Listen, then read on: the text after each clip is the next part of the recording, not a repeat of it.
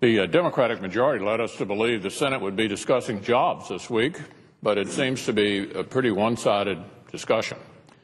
Republican senators came to the floor to talk about our innovative ideas to create jobs and grow opportunity for all Americans. As for Senate Democrats, though, well, they couldn't even stand up to call for votes on the jobs proposals. I think this reflects a growing divide here in the Senate between a Republican Party that's focused on the middle class and a Democratic Party that's obsessed with November the 4th. That's really disappointing for America. The American people need two serious political parties in this country. But at least our constituents can be assured of one thing. Republicans are laser focused on delivering real prosperity to the families who struggled so much in this economy.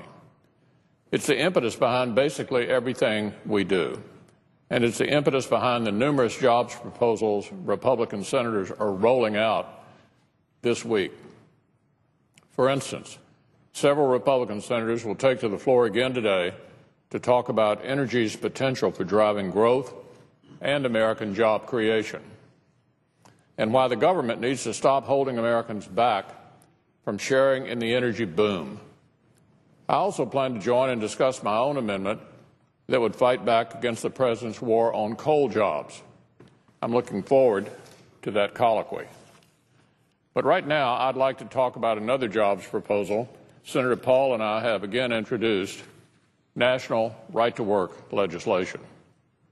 It would allow American workers to choose whether or not they'd like to join a union. And it would protect a worker from getting fired if she'd rather not subsidize a union boss who fails to represent her concerns and priorities. It's just such a common-sense, pro-worker proposal. According to one survey, about 80% of union workers agree that employees should be able to decide whether or not joining a union is right for them. One obvious benefit is increased take-home pay for workers who choose to keep the hundreds of dollars that would otherwise be taken from their paychecks by union bosses. And there's a huge opportunity component here as well. That's because most unions operate on a seniority system, with pay raises often based off the amount of time a worker has spent at a company rather than on her performance. Well, I think an American worker deserves the opportunity to earn more, to rise through the ranks and put more money in her pocket if she's determined to do it. That's real paycheck fairness. These are just bedrock American values, core workers' rights that should never be denied to our constituents, especially in a terrible economy like this one. Many of Kentucky's neighboring states have gone right to work with great success, and I hope Kentucky will join them soon. I recently read an op-ed that laid out just how much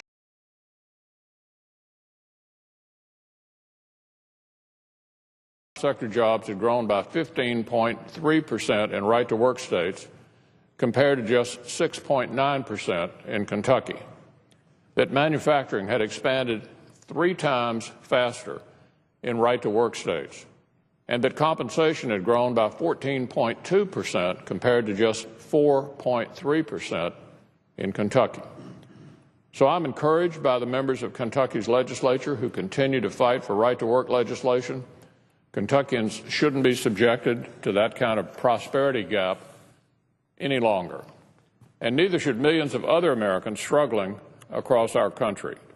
I believe they should have a more equal chance of finding work in every state, and that they should no longer see their communities failing to secure new investment because their state hasn't passed right to work. That's just one more reason why I believe in our national legislation, too. So I'm asking our Democratic friends to join Senator Paul and me in standing up for workers' rights and a stronger middle class, to join us in passing right-to-work legislation. Let's be honest. After more than 5 years of economic misery under their watch, that's the least Washington Democrats can do for the American people. Unfortunately, I suspect we'll hear a lot of excuses instead about why Washington Democrats can't or won't stand with us in this fight. No matter what they say, though, the American people will know the truth. It's because big labor bosses have such sway over today's Democratic Party, and because big labor bosses aren't about to give up their perks or their vice grip over American workers.